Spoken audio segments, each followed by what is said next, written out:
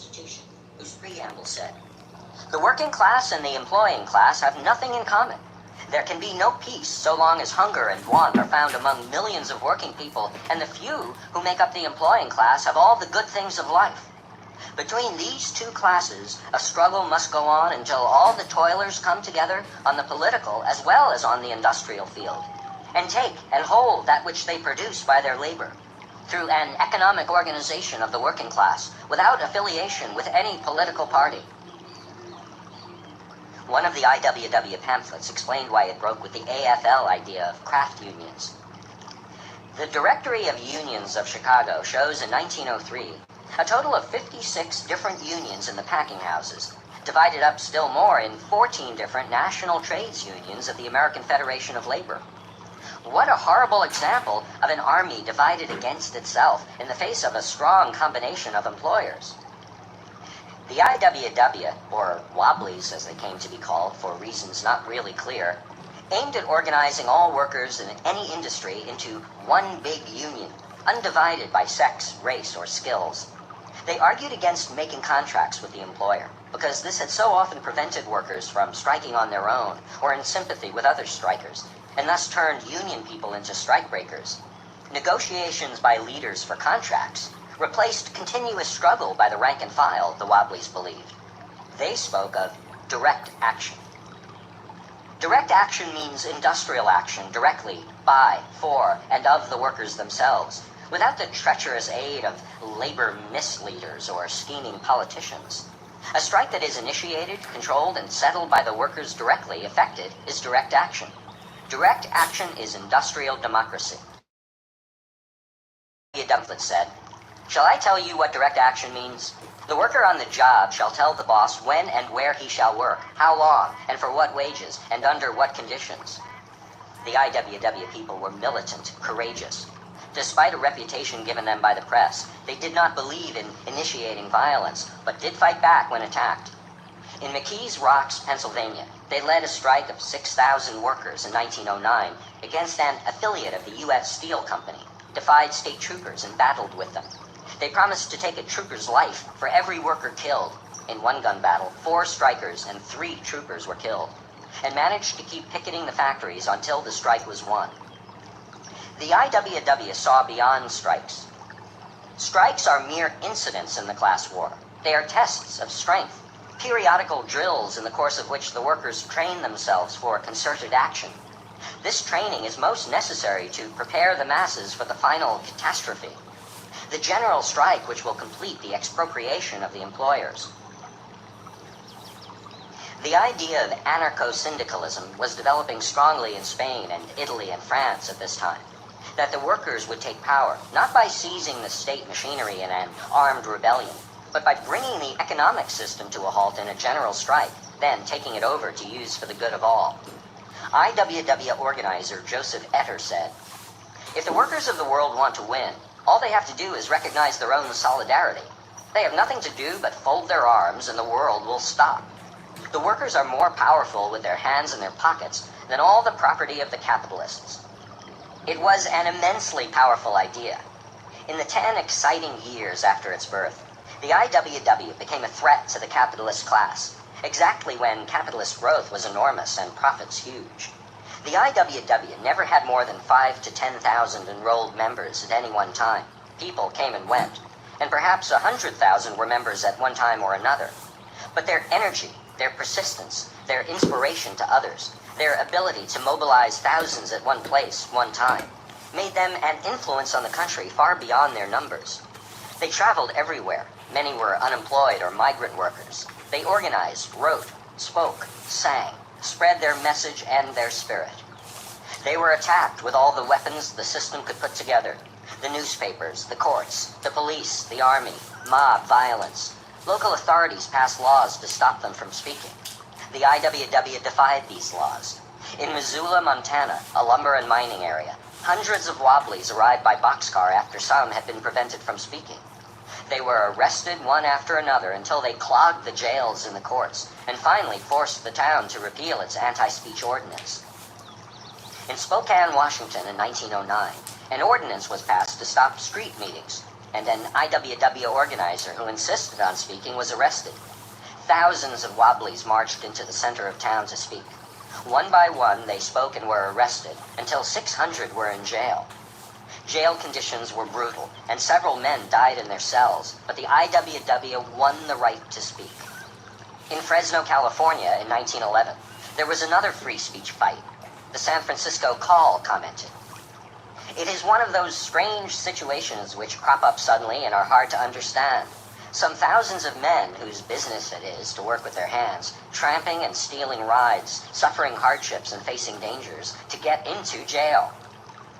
In jail they sang, they shouted, they made speeches through the bars to groups that gathered outside the prison.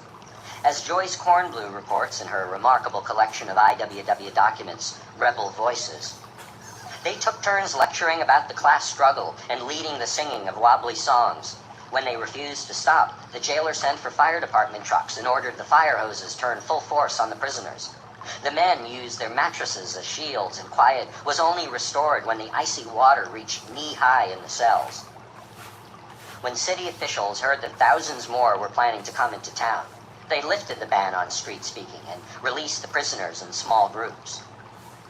That same year, in Aberdeen, Washington, once again, laws against free speech, arrests, prison, and, unexpectedly, victory.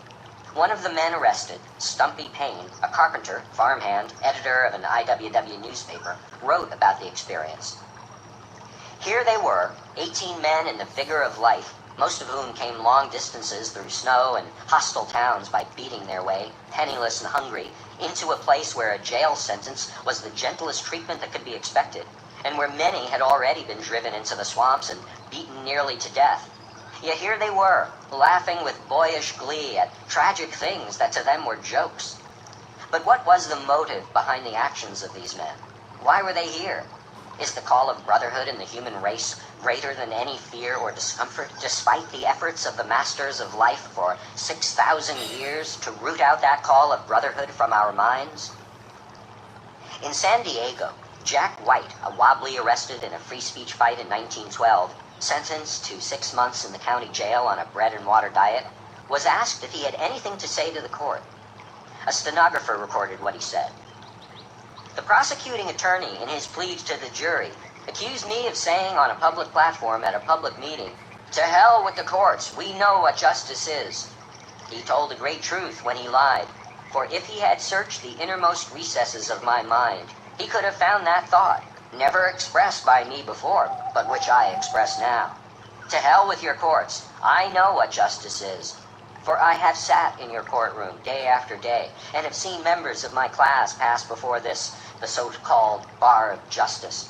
I have seen you, Judge Sloan, and others of your kind, send them to prison because they dared to infringe upon the sacred rights of property. You have become blind and deaf to the rights of man to pursue life and happiness, and you have crushed those rights so that the sacred right of property shall be preserved. Then you tell me to respect the law? I do not. I did violate the law, as I will violate every one of your laws, and still come before you and say, 'To hell with the courts.' The prosecutor lied, but I will accept his lie as a truth and say again, so that you, Judge Sloan, may not be mistaken as to my attitude. To hell with your courts. I know what justice is." There were also beatings, tarrings, and featherings, defeats. One IWW member, John Stone, tells of being released from the jail at San Diego at midnight with another IWW man and forced into an automobile. "We were taken out of the city, about 20 miles where the machine stopped. A man in the rear struck me with a blackjack several times on the head and shoulders. The other man then struck me on the mouth with his fist. The men in the rear then sprang around and kicked me in the stomach. I then started to run away and heard a bullet go past me. I stopped. In the morning, I examined Joe Marco's condition and found that the back of his head had been split open." In 1916, in Everett, Washington, a boatload of Wobblies was fired on by 200 armed vigilantes gathered by the sheriff, and 5 Wobblies were shot to death, 31 wounded. 2 of the vigilantes were killed, 19 wounded. The following year, the year the United States entered World War I, vigilantes in Montana seized IWW organizer Frank Little, tortured him, and hanged him, leaving his body dangling from a railroad trestle. Joe Hill, an IWW organizer, wrote dozens of songs, biting, funny, class-conscious, inspiring, that appeared in IWW publications and in its Little Red Songbook. He became a legend in his time and after. His song, The Preacher and the Slave, had a favorite IWW target, the church. Long-haired preachers come out every night, try to tell you what's wrong and what's right. When asked how about something to eat, they'll answer with voices so sweet. You will eat by and by, in that glorious land above the sky.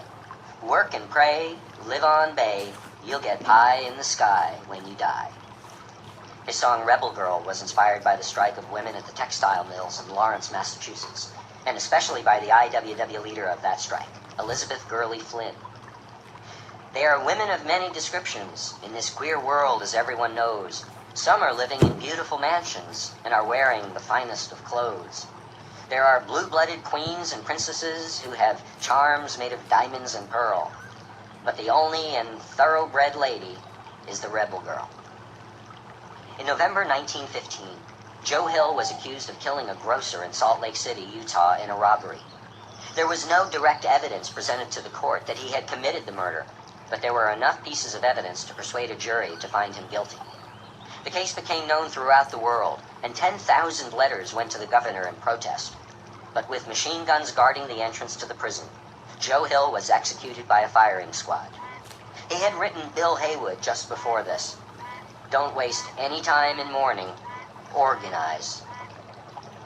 The IWW became involved in a set of dramatic events in Lawrence, Massachusetts in the year 1912, where the American Woolen Company owned 4 mills. The workforce were immigrant families, Portuguese, French-Canadian, English, Irish, Russian, Italian, Syrian, Lithuanian, German, Polish, Belgian, who lived in crowded, flammable wooden tenements. The average wage was $8.76 a week.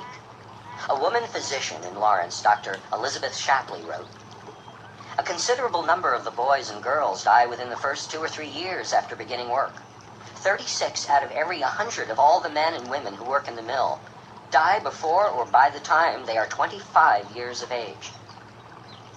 It was in January, midwinter, when pay envelopes distributed to weavers at one of the mills, Polish women, showed that their wages, already too low to feed their families, had been reduced.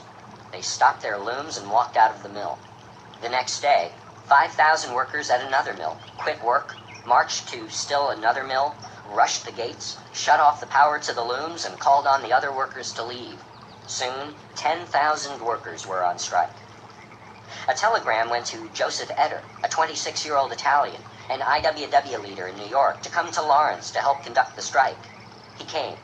A committee of 50 was set up, representing every nationality among the workers to make the important decisions. Less than 1,000 mill workers belonged to the IWW, but the AFL had ignored the unskilled workers, and so they turned to the IWW leadership in the strike. The IWW organized mass meetings and parades. The strikers had to supply food and fuel for 50,000 people. The entire population of Lawrence was 86,000. Soup kitchens were set up, and money began arriving from all over the country, from trade unions, IWW locals, socialist groups, individuals. The mayor called out the local militia. The governor ordered out the state police. A parade of strikers was attacked by police a few weeks after the strike began. This led to rioting all that day. In the evening, a striker, Anna Lopizzo, was shot and killed. Witnesses said a policeman did it, but the authorities arrested Joseph Etter and another IWW organizer who had come to Lawrence, a poet named Arturo Giovannitti. Neither was at the scene of the shooting, but the charge was that Joseph Etter and Arturo Giovannitti did incite, procure, and counsel or command the said person whose name is not known to commit the said murder. With Etter, head of the strike committee, in jail, Big Bill Haywood was called in to replace him. Other IWW organizers, including Elizabeth Gurley Flynn, came into Lawrence. Now there were 22 companies of militia and 2 troops of cavalry in the city. Martial law was declared, and citizens were forbidden to talk on the street. 36 strikers were arrested, many sentenced to a year in prison. On Tuesday, January 30th, a young Syrian striker, John Ramey, was bayoneted to death.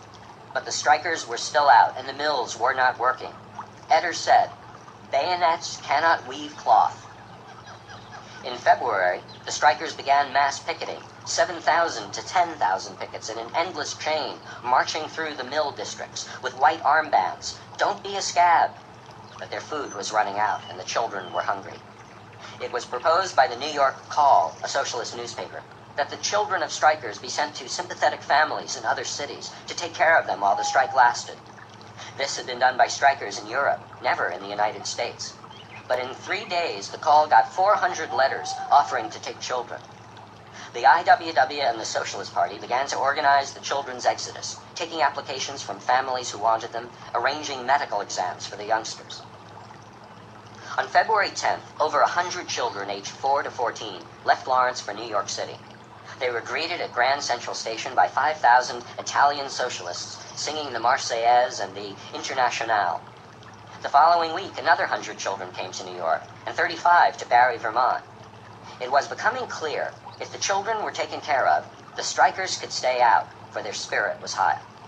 The city officials in Lawrence, citing a statute on child neglect, said no more children would be permitted to leave Lawrence. Despite the city edict, a group of 40 children assembled on February 24th to go to Philadelphia. The railroad station was filled with police, and the scene that followed was described to congressmen by a member of the Women's Committee of Philadelphia. When the time approached to depart, the children arranged in a long line, 2 by 2, in orderly procession, with their parents near at hand, were about to make their way to the train when the police closed in on us with their clubs, beating right and left, with no thought of children who were in the most desperate danger of being trampled to death. The mothers and children were thus hurled in a mass and bodily dragged to a military truck, and even then clubbed, irrespective of the cries of the panic-stricken women and children. A week after that, women returning from a meeting were surrounded by police and clubbed. One pregnant woman was carried unconscious to a hospital and gave birth to a dead child. Still, the strikers held out. "They are always marching and singing," reporter Mary Heaton Vorse wrote. The tired, gray crowds ebbing and flowing perpetually into the mills had waked and opened their mouths to sing. The American Woolen Company decided to give in. It offered raises of 5 to 11%. The strikers insisted that the largest increases go to the lowest paid.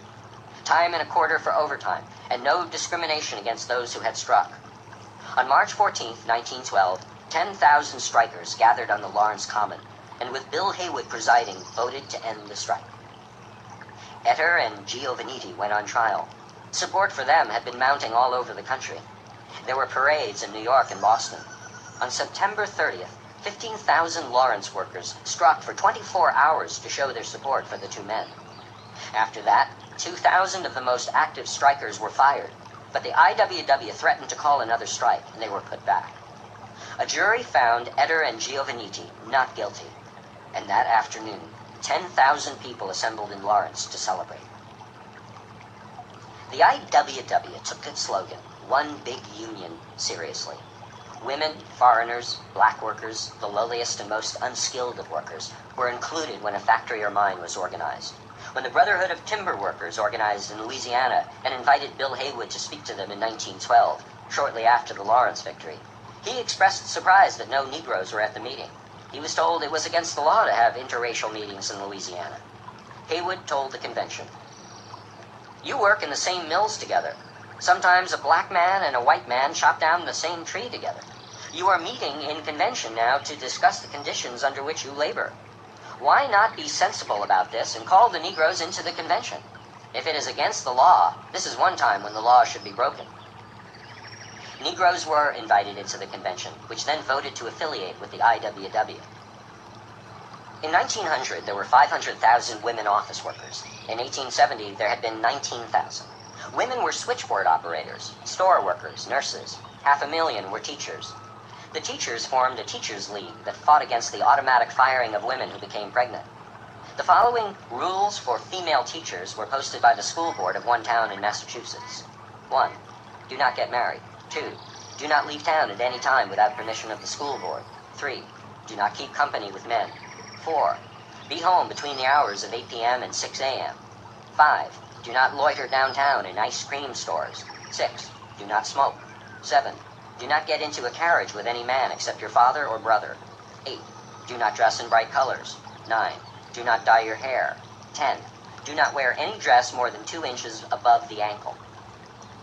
The conditions of women working in a Milwaukee brewery were described by Mother Mary Jones, who worked there briefly in 1910. She was close to 80 at the time. Condemned to slave daily in the washroom in wet shoes and wet clothes, surrounded by foul-mouthed, brutal foremen, the poor girls work in the vile smell of sour beer, lifting cases of empty and full bottles weighing from 100 to 150 pounds. Rheumatism is one of the chronic ailments and is closely followed by consumption. The foreman even regulates the time the girls may stay in the toilet room. Many of the girls have no home nor parents and are forced to feed and clothe and shelter themselves on $3 a week. In the laundries, women organized. In 1909, the Handbook of the Women's Trade Union Industrial League wrote about women in steam laundries. How would you like to iron a shirt a minute? Think of standing at a mangle just above the washroom with the hot steam pouring up through the floor for 10, 12, 14, and sometimes 17 hours a day. Sometimes the floors are made of cement, and then it seems as though one were standing on hot coals, and the workers are dripping with perspiration. They are breathing air laden with particles of soda, ammonia, and other chemicals. The Laundry Workers Union, in one city, reduced this long day to 9 hours, and has increased the wages 50%. Labor struggles could make things better, but the country's resources remained in the hands of powerful corporations, whose motive was profit, whose power commanded the government of the United States. There was an idea in the air, becoming clearer and stronger, an idea not just in the theories of Karl Marx, but in the dreams of writers and artists through the ages, that people might cooperatively use the treasures of the earth to make life better for everyone, not just a few. Around the turn of the century, strike struggles were multiplying. In the 1890s, there had been about 1,000 strikes a year. By 1904, there were 4,000 strikes a year. Law and military force again and again took the side of the rich. It was a time when hundreds of thousands of Americans began to think of socialism.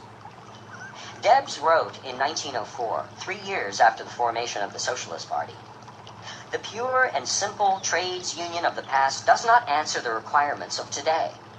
The attempt of each trade to maintain its own independence, separately and apart from others, results in increasing jurisdictional entanglements, fruitful of dissension, strife, and ultimate disruption. The members of a trades union should be taught that the labor movement means more, infinitely more, than a paltry increase in wages and the strike necessary to secure it.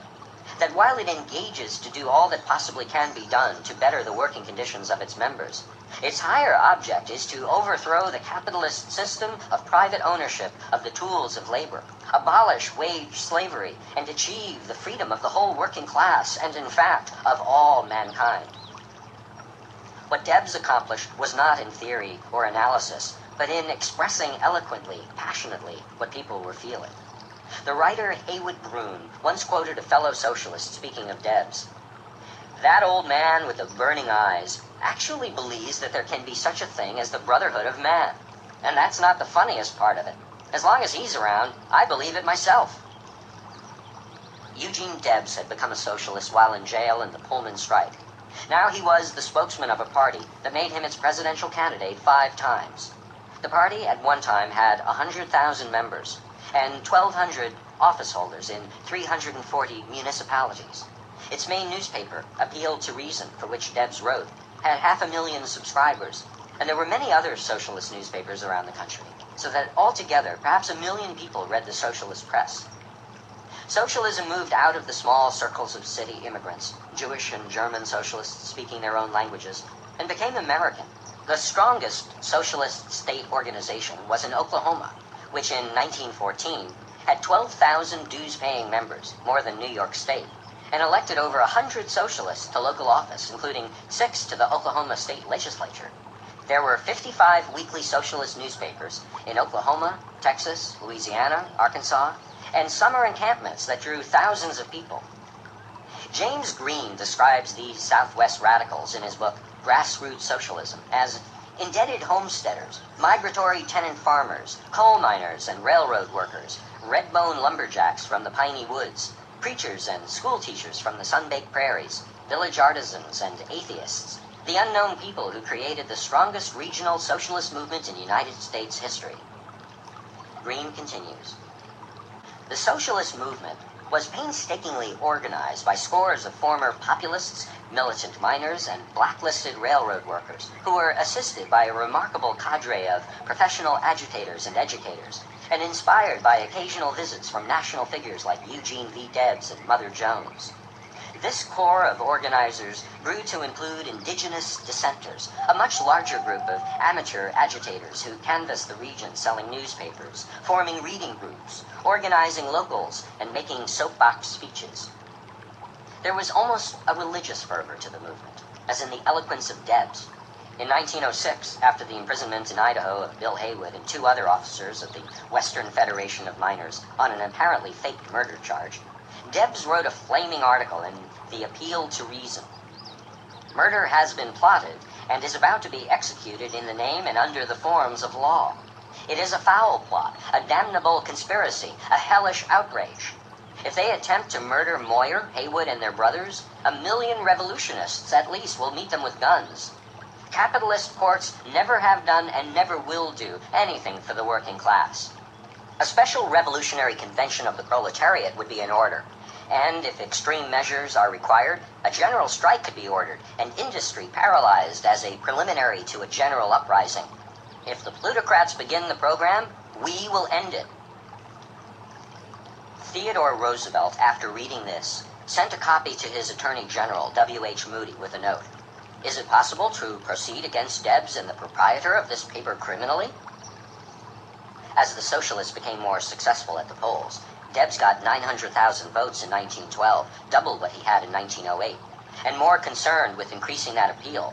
They became more critical of IWW tactics of sabotage and violence, and in 1913 removed Bill Haywood from the Socialist Party Executive Committee, claiming he advocated violence, although some of Debs' writings were far more inflammatory. Women were active in the socialist movement, more as rank-and-file workers than as leaders, and sometimes as sharp critics of socialist policy. Helen Keller, for instance, the gifted, blind, mute, deaf woman with her extraordinary social vision, commented on the expulsion of Bill Haywood in a letter to the New York Call. It is with the deepest regret that I have read the attacks upon Comrade Haywood. Such an ignoble strife between two factions which should be one, and that too at a most critical period in the struggle of the proletariat. What, are we to put difference of party tactics before the desperate needs of the workers? While countless women and children are breaking their hearts and ruining their bodies in long days of toil, we are fighting one another? Shame upon us! Only 3% of the Socialist Party's members were women in 1904. At the National Convention that year, there were only 8 women delegates. But in a few years, local socialist women's organizations and a national magazine, Socialist Woman, began bringing more women into the party, so that by 1913, 15% of the membership was women. The editor of Socialist Woman, Josephine Conger Kaneko, insisted on the importance of separate groups for women. In the separate organization, the most unsophisticated little woman may soon learn to preside over a meeting, to make motions, and to defend her stand with a little speech. After a year or two of this sort of practice, she is ready to work with the men. And there is a mighty difference between working with the men and simply sitting in obedient reverence under the shadow of their aggressive power. Socialist women were active in the feminist movement of the early 1990s. According to Kate Richards O'Hare, the socialist leader from Oklahoma, New York women socialists were superbly organized. During the 1915 campaign in New York for a referendum on women's suffrage, in one day at the climax of the campaign, they distributed 60,000 English leaflets, 50,000 Yiddish leaflets, sold 2,500 one-cent books and 1,500 5-cent books, put up 40,000 stickers, and held 100 meetings. But were there problems of women that went beyond politics and economics that would not be solved automatically by a socialist system? Once the economic base of sexual oppression was corrected, would equality follow? Battling for the vote, or for anything less than revolutionary change, was that pointless? The argument became sharper as the women's movement of the early 20th century grew, as women spoke out more, organized, protested, paraded for the vote and for recognition as equals in every sphere, including sexual relations and marriage. Charlotte Perkins Gilman, whose writing emphasized the crucial question of economic equality between the sexes, wrote a poem called The Socialist and the Suffragist, ending with, A lifted world lifts women up, the socialist explained. You cannot lift the world at all, while half of it is kept so small, the suffragist maintained. The world awoke and tartly spoke. Your work is all the same. Work together or work apart. Work each of you with all your heart. Just get into the game. When Susan Anthony, at 80, went to hear Eugene Debs speak, 25 years before he had gone to hear her speak, and they had not met since. They clasped hands warmly, then had a brief exchange. She said, laughing, "Give us suffrage and we'll give you socialism." Debs replied, "Give us socialism, we'll give you suffrage." There were women who insisted on uniting the two aims of socialism and feminism, like Crystal Eastman, who imagined new ways of men and women living together and retaining their independence, different from traditional marriage. She was a socialist, but wrote once that a woman knows that the whole of woman's slavery is not summed up in the profit system, nor her complete emancipation assured by the downfall of capitalism. In the first 15 years of the 20th century, there were more women in the labor force, more with experience in labor struggles. Some middle-class women, conscious of women's oppression and wanting to do something, were going to college and becoming aware of themselves as not just housewives. The historian William Chaffee writes, Women and Equality. Female college students were infused with a self-conscious sense of mission and a passionate commitment to improve the world. They became doctors, college professors, settlement house workers, businesswomen, lawyers, and architects. Spirited by an intense sense of purpose as well as camaraderie, they set a remarkable record of accomplishment in the face of overwhelming odds. Jane Addams, Grace and Edith Abbott, Alice Hamilton, Julia Lathrop, Florence Kelley, all came out of this pioneering generation and set the agenda of social reform for the first 2 decades of the 20th century. They were defying the culture of mass magazines, which were spreading the message of woman as companion, wife, homemaker. Some of these feminists married, some did not. All struggled with the problems of relations with men, like Margaret Sanger, pioneer of birth control education, who suffered a nervous breakdown inside an apparently happy but confining marriage. She had to leave husband and children to make a career for herself and feel whole again. Sanger had written in Woman and the New Race, "No woman can call herself free who does not own and control her own body. No woman can call herself free until she can choose conscientiously whether she will or will not be a mother." It was a complicated problem. Kate Richards O'Hare, for example, believed in the home, but thought socialism would make that better. When she ran for Congress in 1910 in Kansas City, she said, "I long for domestic life, home and children, with every fiber of my being. Socialism is needed to restore the home." On the other hand, Elizabeth Gurley Flynn wrote in her autobiography, Rebel Girl, "A domestic life and possibly a large family had no attraction for me. I wanted to speak and write, to travel, to meet people, to see places, to organize for the IWW. I saw no reason why I, as a woman, should give up my work for this." While many women in this time were radicals, socialists, anarchists, an even larger number were involved in the campaign for suffrage, and the mass support for feminism came from them. Veterans of trade union struggles joined the suffrage movement, like Rose Schneiderman of the garment workers. At a Cooper Union meeting in New York, she replied to a politician who said that women, given the vote, would lose their femininity. "Women in the laundries stand for 13 or 14 hours in the terrible steam and heat with their hands in hot starch. Surely these women won't lose any more of their beauty and charm by putting a ballot in a ballot box once a year than they are likely to lose standing in foundries or laundries all year round." Every spring in New York, the parades for women's suffrage kept growing. In 1912, a news report. All along Fifth Avenue from Washington Square, where the parade formed, to 57th Street, where it disbanded, were gathered thousands of men and women of New York. They blocked every cross street on the line of march. Many were inclined to laugh and jeer, but none did. The sight of the impressive column of women striding 5 abreast up the middle of the street stifled all thought of ridicule.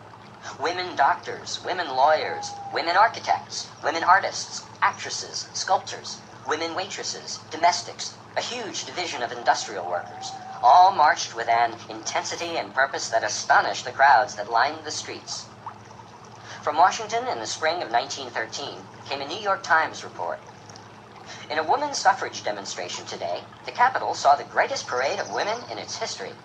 In the parade, over 5,000 women passed down Pennsylvania Avenue. It was an astonishing demonstration. It was estimated that 500,000 persons watched the women march for their cause. Some women radicals were skeptical.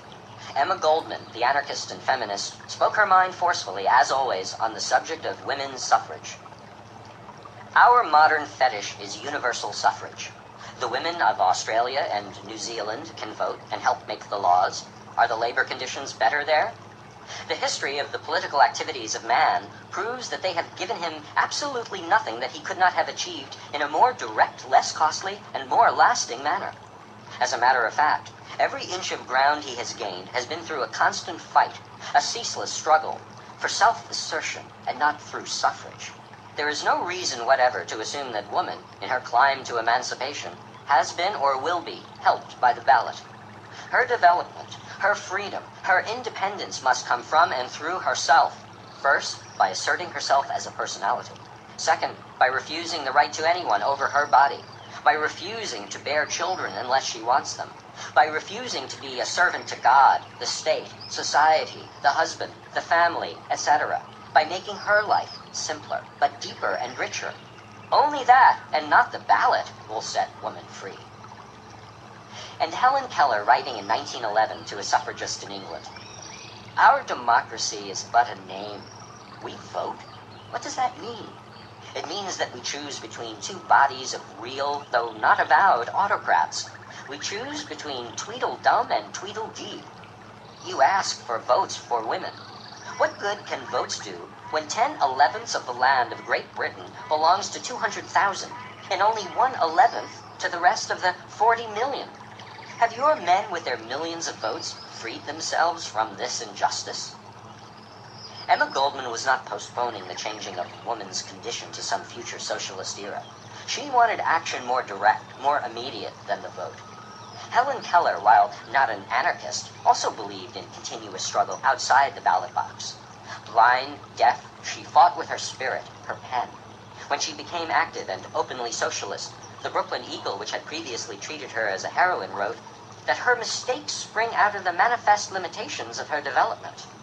Her response was not accepted by the Eagle, but printed in the New York Call. She wrote that when once she met the editor of the Brooklyn Eagle, he complimented her lavishly. "But now that I have come out for socialism, he reminds me and the public that I am blind and deaf, and especially liable to error." She added, "Oh, ridiculous Brooklyn Eagle. What an ungallant bird it is. Socially blind and deaf, it defends an intolerable system, a system that is the cause of much of the physical blindness and deafness which we are trying to prevent. The Eagle and I are at war. I hate the system which it represents. When it fights back, let it fight fair. It is not fair fighting or good argument to remind me and others that I cannot see or hear. I can read. I can read all the socialist books I have time for, in English, German, and French. If the editor of the Brooklyn Eagle should read some of them, he might be a wiser man and make a better newspaper. If I ever contribute to the socialist movement, the book that I sometimes dream of, I know what I shall name it: Industrial Blindness and Social Deafness." Mother Jones did not seem especially interested in the feminist movement. She was busy organizing textile workers and miners and organizing their wives and children. One of her many feats was the organization of a children's march to Washington to demand the end of child labor. As the 20th century opened, 284,000 children between the ages of 10 and 15 worked in mines, mills, factories. She described this. "In the spring of 1903, I went to Kensington, Pennsylvania, where 75,000 textile workers were on strike. Of this number, at least 10,000 were little children. The workers were striking for more pay and shorter hours. Every day, little children came into union headquarters, some with their hands off, some with the thumb missing, some with their fingers off at the knuckle. They were stooped little things, round-shouldered and skinny. I asked some of the parents if they would let me have their little boys and girls for a week or 10 days, promising to bring them back safe and sound. A man named Sweeney was marshal. A few men and women went with me. The children carried knapsacks on their backs, in which was a knife and fork, a tin cup and plate. One little fellow had a drum